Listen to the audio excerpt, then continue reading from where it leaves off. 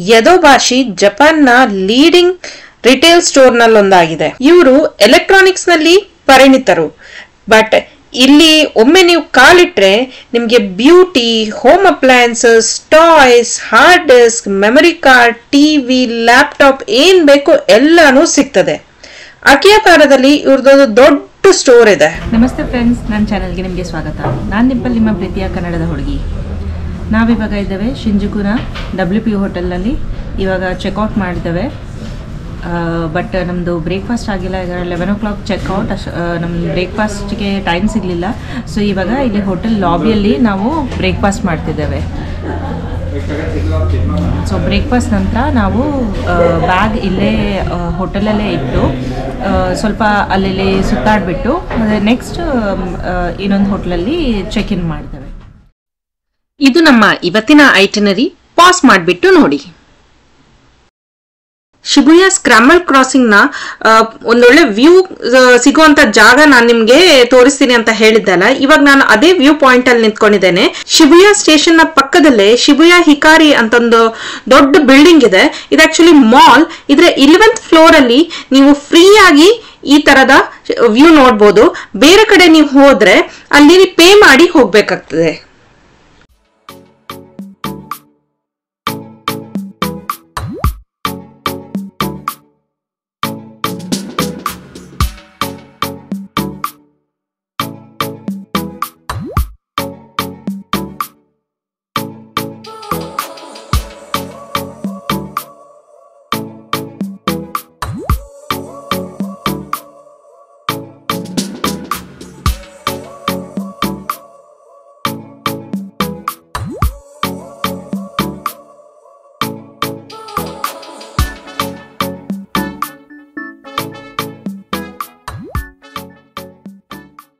ನಾನ್ ನಿಮ್ಗೆ previous videos ಅಲ್ಲಿ ಒಂದು 3D ಕ್ಯಾಟ್ ಬಿಲ್ ಬೋರ್ಡ್ ತೋರಿಸಿದೆ ಅಲ್ಲ, ಅದೇ ರೀತಿ ಇಲ್ಲಿ ನಿಮ್ಗೆ ಈ ಮಲ್ಟಿಪಲ್ ಬಿಲ್ ಬೋರ್ಡ್ಸ್ ತೋರಿಸಿದೆ ಅಲ್ಲ. ಈ ಬಿಲ್ ಬೋರ್ಡ್ಸ್ ಅಲ್ಲಿ ಒಂದು ಜಾಪನೀಸ್ ಡಾಗ್ ಅಕಿತಾ ಅಂತ ಇದೆ, ಅದ್ರದ್ದು ವಿಡಿಯೋ ಪ್ಲೇ ಆಗ್ತದೆ. ಅದು ಕೂಡ ತುಂಬಾನೇ ಫೇಮಸ್. ಇಲ್ಲಿ ಗಂಟೆಗೊಮ್ಮೆ ಇದ್ರದ್ದು ಸ್ವಲ್ಪ ದೊಡ್ಡ ವಿಡಿಯೋ ಪ್ಲೇ ಆಗ್ತದೆ. ಮತ್ತೆ 15 ಮಿನಿಟ್ಸ್ಗೊಮ್ಮೆ ಸಣ್ಣ ಸಣ್ಣ ವಿಡಿಯೋಸ್ ಬರ್ತಾ ಇರ್ತದೆ. ಇದರ ಫೋಟೋ ಅಂಡ್ ವಿಡಿಯೋ ಕೂಡ ಶಿಬುಯ ಹಿಕಾರಿ ಬಿಲ್ಡಿಂಗ್ ನ 11th ಫ್ಲೋರ್ ಇಂದಾನೆ ನಾವೀಗ ತಗೊಳ್ತಿರೋದು.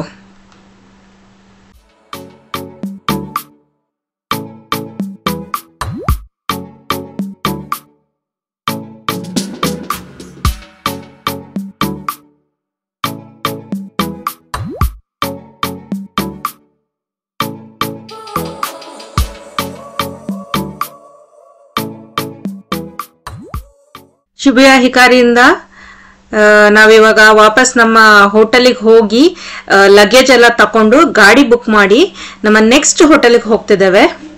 ನೋಡಿ, ಗಾಡಿಯಲ್ಲಿ ಚಾಕ್ಲೇಟ್ ಎಲ್ಲ ಇಟ್ಟಿದ್ದಾರೆ ನಮಗೋಸ್ಕರ. ರೀಚ್ ಆದ್ವಿ ನಮ್ಮ ನೆಕ್ಸ್ಟ್ ಹೋಟೆಲ್, ರೆಮ್ ಅಕಿಯಬಾರ.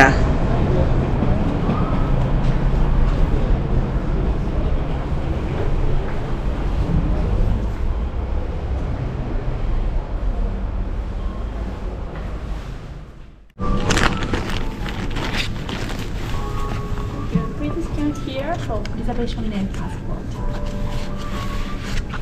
This way, yes. Thank you.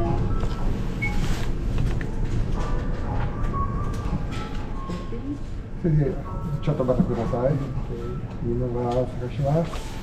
これはポケコンでしました。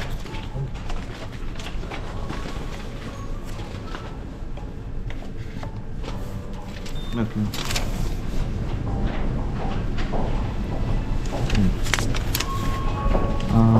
Two, yes.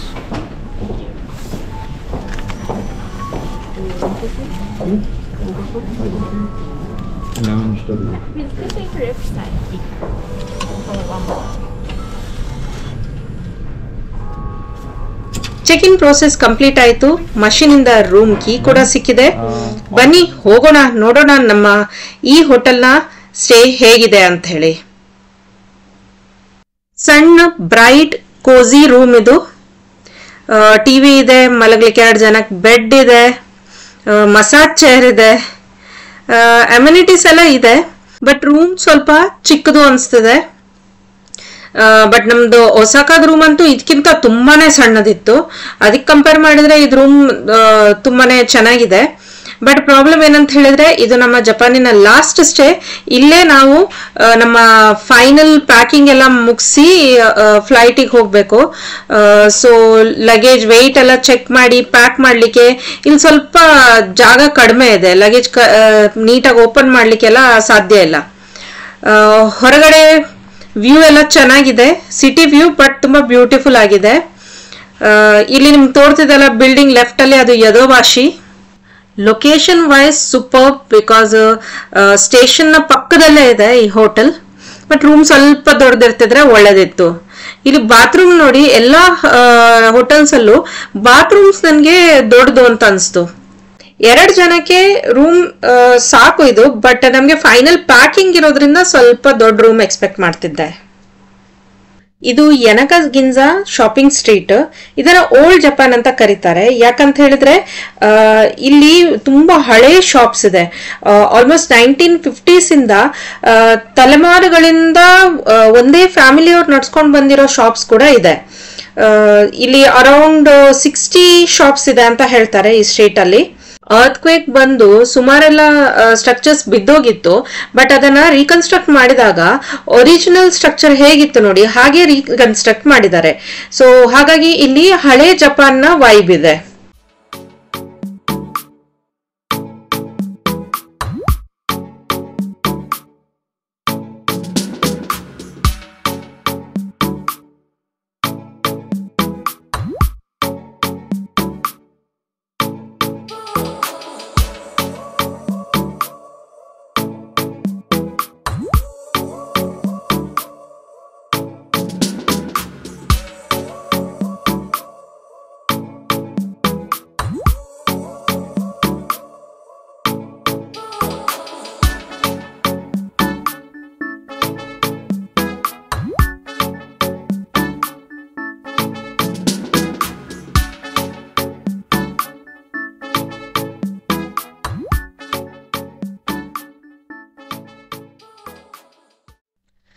ಇದು ಯನಕ ಸಿಮೆಟ್ರಿ. ಈ ಪೂರ್ತಿ ಏರಿಯಾ ಚೆರಿ ಬ್ಲಾಸಮ್ ಏರಿಯಾ. ನಾವಿಲ್ಲಿ ಚೆರಿ ಬ್ಲಾಸಮ್ ಬಂದಿದ ಅಂತ ಹೇಳಿ ನೋಡ್ಲಿಕ್ಕೆ ಬಂದಿರೋದು, ಬಟ್ ಮಳೆ ಇನ್ನು ನಿಂತಿಲ್ಲ, ಆದ್ರಿಂದ ಚೆರಿ ಬ್ಲಾಸಮ್ ಇನ್ನು ಸ್ಟಾರ್ಟ್ ಆಗಿಲ್ಲ. ಸೊ ನಾವಿವಾಗ ವಾಪಸ್ ಹೋಗ್ತಿದ್ದೇವೆ. ಈ ಸಿಮೆಟ್ರಿಯ ಕಂಪ್ಲೀಟ್ ಏರಿಯಾ ಎಷ್ಟು ನಿಶ್ಶಬ್ದ ಇದೆ ಗೊತ್ತಾ. ಒಂದೊಂದು ಹೆಜ್ಜೆಯ ಸೌಂಡ್ ಕೂಡ ಬರ್ತಿದೆ, ಅಷ್ಟು ಶಾಂತಿ ಇದೆ ಇಲ್ಲಿ. ಮತ್ತೆ ಈಗಷ್ಟೇ ಮಳೆ ಬಿದ್ದಿತ್ತಲ್ಲ, ಹಾಗಾಗಿ ಈ ಏರಿಯಾದ ಎನರ್ಜಿ ಲೆವೆಲೇ ಒಂದು ಡಿಫ್ರೆಂಟ್ ಲೆವೆಲ್ ಅಲ್ಲಿದೆ. ಅಕ್ಕಪಕ್ಕದಲ್ಲಿ ಯಾರು ಜಾಸ್ತಿ ಜನನೂ ತೋರ್ತಾ ಇಲ್ಲ, ಮೋಸ್ಟ್ಲಿ ಜಾಸ್ತಿ ಜನ ಬರೋದಿಲ್ಲ ಅನ್ಸ್ತದೆ. ಇಲ್ಲಿ ಸಿಮೆಟ್ರಿಯ ಮಧ್ಯದಲ್ಲೂ ದಾರಿ ಇದೆ, ಅಲ್ಲೆಲ್ಲ ಇಲ್ಲೊಂದು ಜನ ತೋರ್ತಿದ್ದಾರೆ. ಚೆರಿ ಬ್ಲಾಸಮ್ ಟೈಮಿಗೆ ನೀವಿಲ್ಲಿ ಬರೋದು ಬೆಟರ್. ಈ ಕಂಪ್ಲೀಟ್ ಏರಿಯಾ ಇನ್ನೂ ಜಾಸ್ತಿ ಬ್ಯೂಟಿಫುಲ್ ತೋರ್ತದೆ ಆ ಟೈಮಿಗೆ. ಇದು ಉಯಿನೋ ಪಾರ್ಕ್. ಜನರು ಇಲ್ಲಿ ಚೆರಿ ಬ್ಲಾಸಮ್ ನೋಡ್ಲಿಕ್ಕೆ ಬರ್ತಾರೆ. ನಮ್ಗೆ ಲಕ್ ಇಲ್ಲ, ಬಿಕಾಸ್ ಚೆರಿ ಬ್ಲಾಸಮ್ ಡಿಲೇ ಆಗಿರೋದ್ರಿಂದ ಇಲ್ಲಿ ಕೂಡ ಚೆರಿ ಬ್ಲಾಸಮ್ ಇನ್ನೂ ಬಂದಿಲ್ಲ.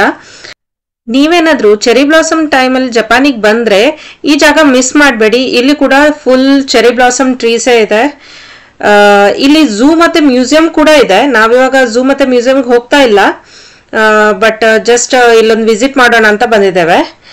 ಇಲ್ಲಿ ಎಲ್ಲಾನು ತುಂಬಾನೇ ಆರ್ಟಿಸ್ಟಿಕ್ ಆಗಿದೆ. ಇಲ್ಲಿ ನೋಡಿ, ಈ ವಾಶ್ರೂಮ್ ಕೂಡ ಹೇಗೆ ಆರ್ಟಿಸ್ಟಿಕ್ ಆಗಿ ಮಾಡಿಟ್ಟಿದ್ದಾರೆ ಅಂತೇಳಿ.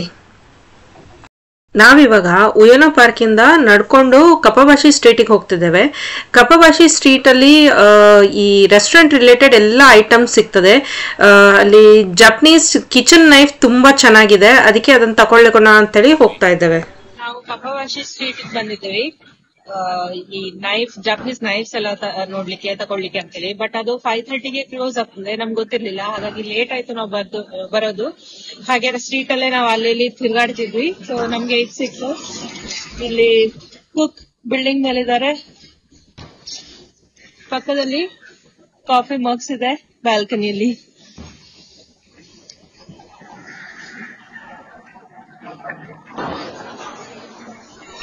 ಇದು ಅಮೆಯೋಕೋ ಶಾಪಿಂಗ್ ಸ್ಟ್ರೀಟ್. ಇಲ್ಲಿ ನಿಮಗೆ ಬ್ಯಾಗ್ಸ್, ಆಕ್ಸೆಸರೀಸ್, ಕ್ಲೋತ್ಸ್ ಮತ್ತೆ ಫುಡ್ ಏನ್ ಬೇಕೋ ಎಲ್ಲ ಸಿಗ್ತದೆ. ಇವಾಗ ಸಕುರಾ ಸೀಸನ್ ಅಲ್ಲಿ ಇಲ್ಲಿ ಅಮೆಯೋಕೋ ಸಕುರಾ ಫೆಸ್ಟಿವಲ್ ಅಂತ ನಡೀತದೆ. ಈ ಟೈಮಲ್ಲಿ ಯಂಗ್ಸ್ಟರ್ಸ್ಗೆ ಹೆಲ್ಪ್ ಮಾಡ್ಲಿಕ್ಕೆ ಅಂತ ಹೇಳಿ ಕೂಪನ್ಸ್ ಕೊಡ್ಲಾಗ್ತದೆ. ಅದನ್ನ ಇಲ್ಲಿನ ಶಾಪ್ಸ್ ಅಲ್ಲಿ ಪರ್ಚೇಸ್ ಮಾಡ್ಲಿಕ್ಕೆ ಯೂಸ್ ಮಾಡಬಹುದು.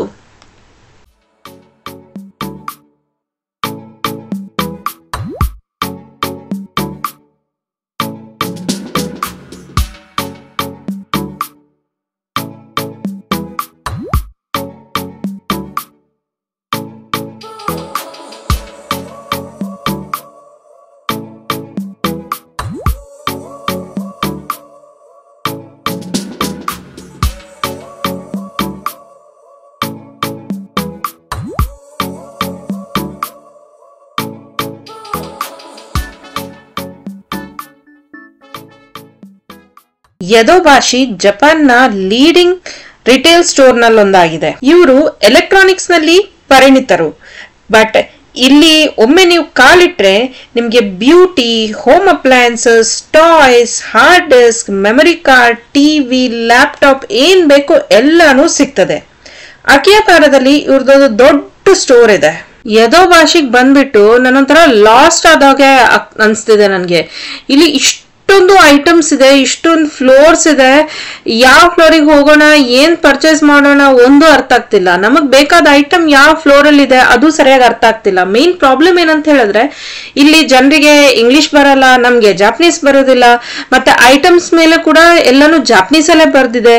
ಸೊ ಹಾಗಾಗಿ ಎಲ್ಲಿ ಹುಡುಕ್ಬೇಕು ಅಂತೇಳಿ ಸರಿಯಾಗಿ ಅರ್ಥ ಆಗ್ತಾ ಇಲ್ಲ. ಮತ್ತೆ ಇದು ತುಂಬಾ ದೊಡ್ಡದಾಗಿರೋದ್ರಿಂದ ಇಲ್ಲಿ ಸುಮಾರು ಟೈಮ್ ಬೇಕು.